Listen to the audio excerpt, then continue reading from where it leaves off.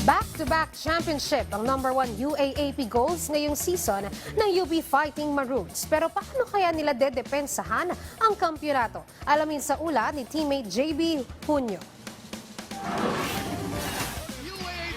Mula sa matagumpay na season noong nakaraang taon, ngayon ay nakatutok ang mga UAAP fans kung kaya bang muling itaas ng UP Fighting Maroons ang bandila ng Diliman. Unang hamon sa kanila ay ang traditional powerhouse na University of Santo Tomas Growling Tigers na sabik makabawi sa entablado ng UAAP. Habang pangungunahan ang kilalang Maroon 5 na sina Jerry Abadiano, Harold Alarcon, Janjan Felicilda, Raylan Torres at Terence Fortea. Sila ang mga sasalo sa bigat ng expectation ngayong season. Ayon kay Terence Fortea, mas paiigtingin nila ang apoy para tuluyang makuha ang Double P Championship ngayong taon.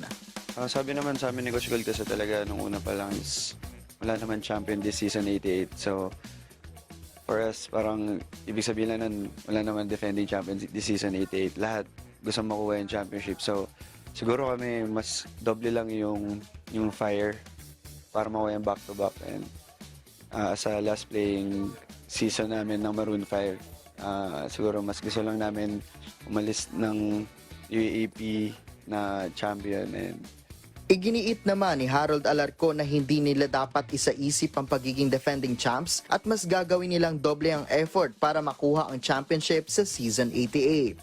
Yun nga sabi ni Coach Golda, this season parang wala pang champion na sinasabi. So hindi namin inisip na mag-defend kami ng back-to-back. Yung isipin lang namin para namin makuha yung championship this season 88. And yun nga, knowing na may mga ibang team din, may mga player din na last playing year na gusto din makuha yung championship with their last year.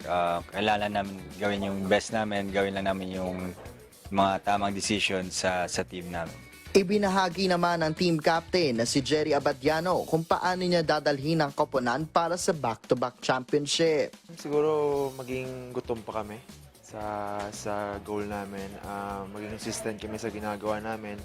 And stick lang kami sa sistema ng team. And yan, bigay lang namin yung best namin. Magtulungan lang kami sa loob ng court.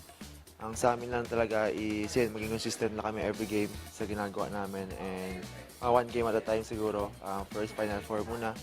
And then, papasok sa finals.